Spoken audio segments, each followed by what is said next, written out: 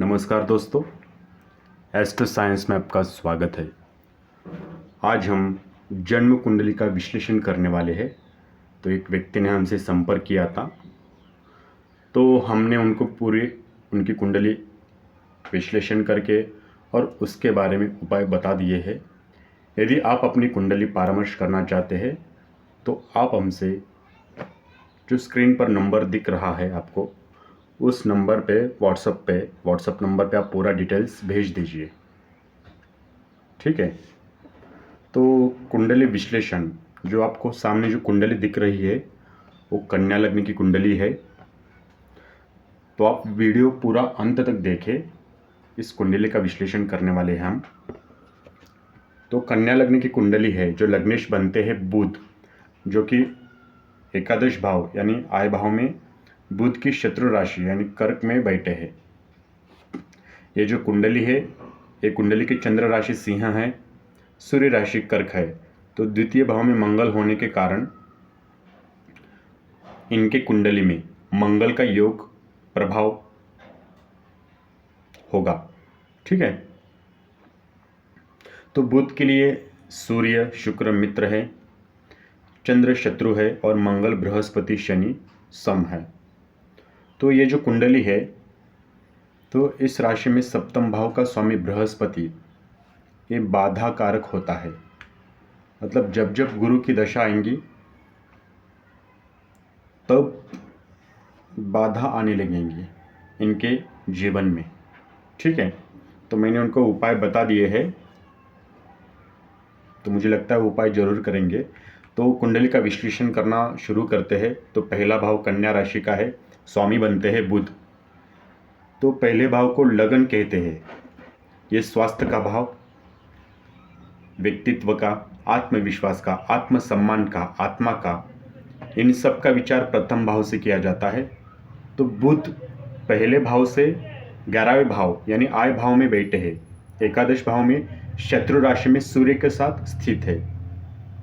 शत्रु राशि में बैठे हैं, इसलिए आपको जीवन में आपके स्वास्थ्य को लेकर समस्याएं आएंगी। मैंने उनको उपाय बताया है।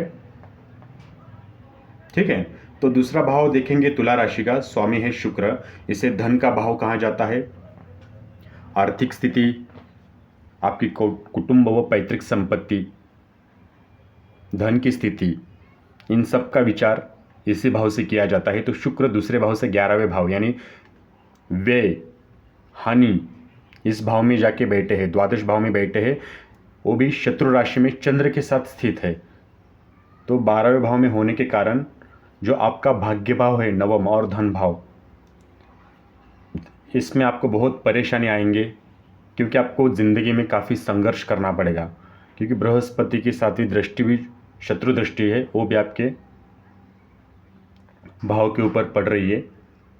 लेकिन संघर्ष जब करेंगे, संघर्ष के बाद आर्थिक स्थिति मजबूत रहेगी, क्योंकि शनि की दृष्टि पड़ रही है, 7वीं दृष्टि मित्र दृष्टि, और शनि कैसे धीरे धीरे आपकी आर्थिक स्थिति सुधारेगा। अगला भाव तृतीय भाव वृश्चिक राशि का, स्वामी बनते हैं मंगल। इसे आप सहज भाव कहा जाता है, पराक्रम, छोटे भाई बहन, इन सब का विचार किया जाता है। तो इस भाव का कारक मंगल है। तो मंगल तीसरे भाव से 12वें भाव यानी धन भाव में सम राशि के साथ स्थित है। तो आपके भाई बहनों के करियर में वृद्धि जरूर होंगी। आगे चलते हैं चतुर्थ भाव के ऊपर, जो धनु राशि का है, स्वामी है बृहस्पति।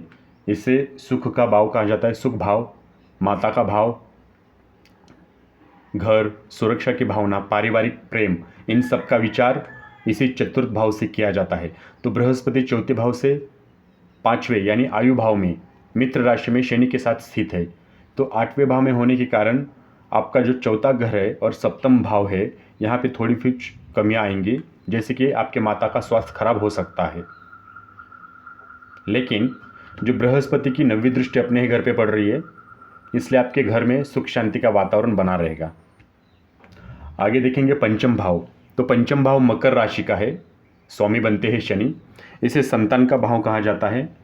इस भाव से आपकी मैत्री, जुआ, सट्टा, बुद्धि, अभिरुचि, इन सब का विचार पंचम भाव से किया जाता है।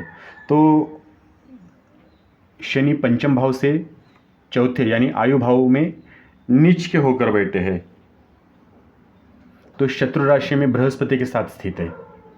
इसलिए 8वें भाव में होने के कारण जो खुद का पंचम और छठम भाव है, यहाँ पे कुछ न कुछ कमी रहेगी, जैसे कि संतान के साथ वैचारिक मतभेद संभव है, क्योंकि 7वीं दृष्टि पड़ रही है सूर्य की, जो कि शत्रु दृष्टि है। आगे देखेंगे 6वां भाव, जो कि कुंभ राशि का है, स्वामी बनते हैं शनि। इसे शत्रु भाव कहा जाता है। इस भाव का कारक मंगल है, तो इस भाव से आपकी ऋण, रोग, शत्रु, सेवा, संघर्ष व चिंता, इन सब का विचार किया जाता है। तो शनि 6ठे भाव से तीसरे भाव आयु भाव में नीच का होकर शत्रु राशि में स्थित है, वो भी बृहस्पति के साथ। तो मैंने आपको पहले ही बोला है कि 8वां भाव में होने के कारण पंचम और छठम भाव यहाँ पे कमी रहेगी, इसलिए आप किसी के वाद विवाद झमेले में न पड़े। लेकिन चंद्रमा की सप्तम दृष्टि पड़ रही है, इसलिए आप व्यापार में पार्टनरशिप पर भरोसा जताया जा सकता है।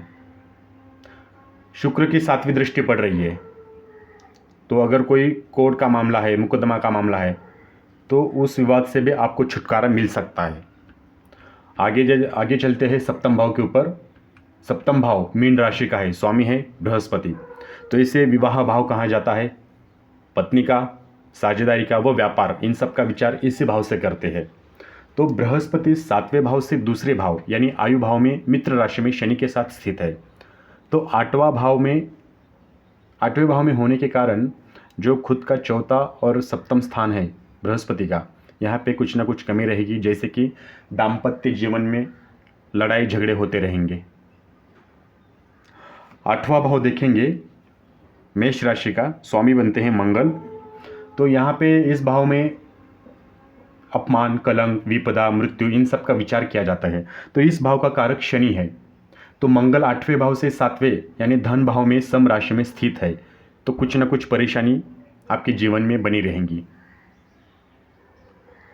साथ में मंगल की दृष्टि भी पड़ रही है, इसलिए तो मैंने बोला परेशानी बनी रहेगी ज़िंदगी में। 9वां भाव वृषभ राशि का है, स्वामी बनते ही शुक्र। इसे धर्म का भाव कहा जाता है। अध्यात्म, पिता, गुरु, भाग्य, यात्रा, इन सब का विचार इसी भाव से किया जाता है। तो शुक्र 9वें भाव से चौथे भाव यानी व्यय भाव में बैठे हैं, शत्रु राशि में चंद्र के साथ स्थित है। तो 12वां भाव में होने के कारण जो 9वां घर है और दूसरा घर यानी भाग्य भाव और धन भाव, यहाँ पे कमी रहेगी। इसलिए आपको ना खुद के भाग्य के ऊपर आप भरोसा मत रखिए, ठीक है। और मंगल की दृष्टि पड़ रही है, वो भी सम दृष्टि है, इसलिए घर में कोई धार्मिक कार्य हो सकता है। आगे देखेंगे 10वां भाव, जो कि मिथुन राशि है, स्वामी बनते हैं बुध। इसे आपके कर्म का भाव कहा जाता है। व्यापार का, आजीविका, यश, प्रतिष्ठा, मान सम्मान, इन सब का विचार 10वें भाव से किया जाता है। तो बुध 10वें भाव से दूसरे यानी आय भाव में शत्रु राशि के साथ सूर्य के साथ स्थित है। इसलिए शत्रु राशि के साथ स्थित है, इसलिए आपके पिता के साथ आपके नहीं जमेंगे, झगड़ा होता रहेगा। लेकिन शनि की तीसरी दृष्टि पड़ रही है इस भाव के ऊपर, इसलिए आप जिस योजना को बनाओगे उसमें सफल जरूर होंगे, लेकिन थोड़ा टाइम लगेगा, उसके लिए थोड़ा वक्त लगेगा, ठीक है। तो आगे देखते हैं 11वां भाव। 11वां भाव कर्क राशि का है, स्वामी बनते हैं चंद्र। इसे लाभ भाव कहा जाता है, आपकी इनकम का भाव है, इसके कारक है गुरु।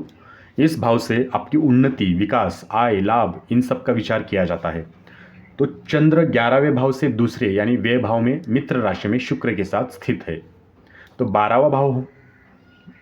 12वें भाव में होने के कारण अपने घर यानी 11वें भाव में कुछ ना कुछ कमी रहेगी, जैसे कि इनकम, लाभ में कमी हो सकती है, ठीक है। तो मैंने आपको जो उपाय बताया है वो कीजिए आप। 12वें भाव सिंह राशि का है, स्वामी बनते हैं सूर्य। इसे व्यय का भाव कहा जाता है, हानि का, दान का, मुक्ति का, खर्चों का भाव कहा जाता है। इन सब का विचार इसी भाव से करते हैं। तो इस भाव का कारक शनि है। तो सूर्य 12वें भाव से 12वें यानी आय, लाभ, इच्छा पूर्ति भाव में मित्र राशि में बुध के साथ स्थित है। तो बाहरी संबंधों से लाभ हो जाएगा। खर्चों पर लगाम नहीं लगाया तो आपकी आर्थिक स्थिति गड़बड़ा सकती है, क्योंकि बृहस्पति की पंचम दृष्टि पड़ रही है। बाहरी संबंध से लाभ तो जरूर होगा, लेकिन आर्थिक स्थिति गड़बड़ा सकती है। तो ये था पूरा कुंडली का विश्लेषण। यदि आप भी आपके कुंडली का विश्लेषण चाहते हैं तो आप हमसे संपर्क कर सकते हैं। जो स्क्रीन पे नंबर दिखाई दे रहा है उस नंबर पे संपर्क कीजिए, आपकी डिटेल्स भेज दीजिए। वीडियो देखने के लिए धन्यवाद। आपका दिन शुभ हो।